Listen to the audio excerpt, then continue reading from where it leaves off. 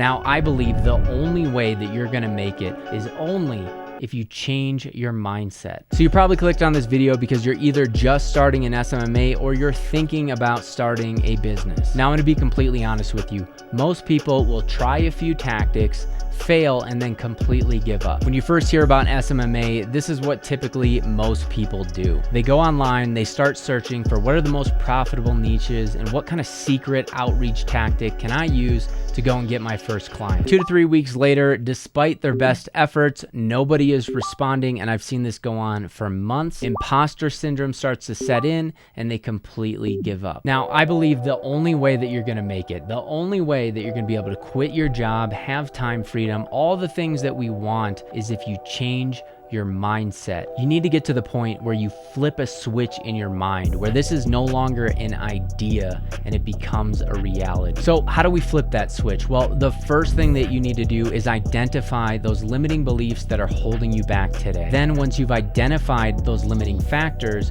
you can now turn on the growth mindset that's going to propel you into success. Look, the success of your business, the tipping point of failure, doesn't come down to a tactic or strategy. It comes down to your mindset and your identity and your beliefs. You can have the perfect strategy in the world, but if you have limiting beliefs, you have imposter syndrome, you will self-sabotage the entire operation every single time. And let's be real, in reality, what is standing in your way beside yourself? Today, in this day of age, all you really need to do is solve a problem for a business and have an internet connection. Those are the barriers to entry in this day of age. So let's identify what these limiting beliefs are so we can input a winning mindset. Now, the first roadblock that I see a lot of people when they first start their business, or they mention this in the comments, is they say things like, how long is it gonna take me to close my first deal? And on the surface, that might seem like a very reasonable question, but there's an issue here that isn't so obvious. For me, it took about 2 weeks to close my first deal at about $2,500 a month, but I had a little bit of sales experience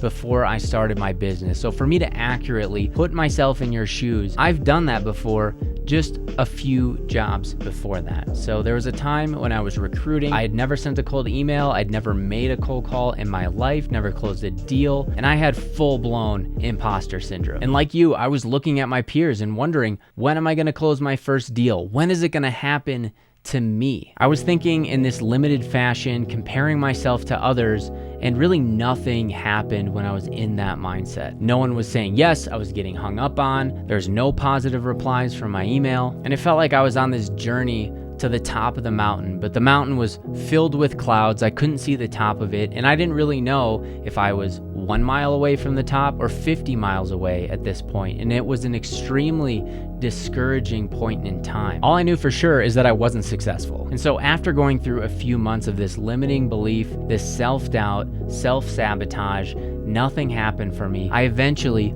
flipped this switch in my brain that changed everything. I stopped caring about how long it was gonna take, and I completely changed my mindset. I would tell myself, it's going to take as long as it's going to take. And instead of wondering and asking myself, when is that deal going to happen? I changed the dialogue to, how much action is it going to take to close that first deal? I'm curious, how many calls, how many DMs, how many emails need to go out to make this happen? I decided to fully focus my attention on outbound activities and action. And I wanted to find out, how much is it going to take? And once I get there, I could look back and measure what the distance was.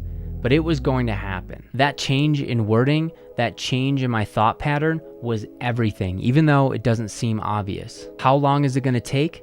That question is a waiting game. I want to know when I'm going to be successful, AKA I want to know when this is going to happen so I can wait for it to come to me. How much action is it going to take purely puts it in your hands. It's happening, you will close a deal, and now it's just a matter of how much action do I need to put in to make the result happen. So this should be completely your focus. So if you're asking yourself these things, how long is it gonna take?